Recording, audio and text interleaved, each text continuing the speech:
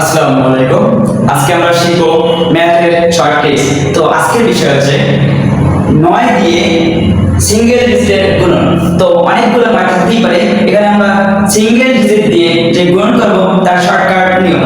এটা যদি আমরা ক্যালকুলেটর অথবা হাতে করতে যাই, না হলে 3 থেকে 4 মিনিট লাগবে।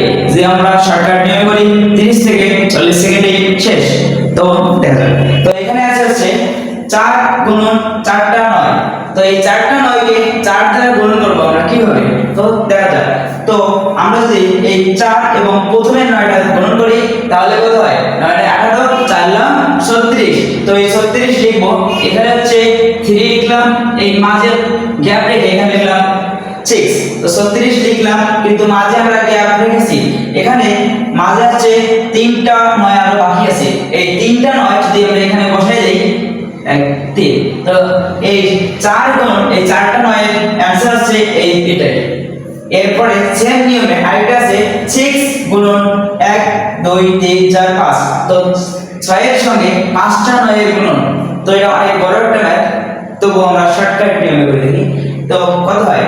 9 9 18, 3 লাখ 27, 4 লাখ 36, 5 লাখ 45, 6 লাখ 54। তো 6 লাখ যদি 54 হয়, তো এই 54 এর প্রথমে 5 লিখলাম, মাঝে গ্যাপ রেখে 4 লিখলাম, তো 54 লিখে দিলাম। এর প্রথম অক্ষর বাদ দিয়ে 1 2 3 4, আরো 4টা 9 বাকি আছে, এই 4টা 9 এই এর মাঝে বসাই দিলাম। তাহলে 6 গুণন এই 5টা 9 এর ম্যাথ হচ্ছে এটাই। এটা হচ্ছে সমাধান। সেম ভাবে আরেকটা আছে 8 গুণন 1 2 3 4 5 6, 8 গুণন 6টা 9। তো এটা কিভাবে করব? কত? 8 লং কত হয়? 6 লং 54, 7 লং 63, 8 লং 72।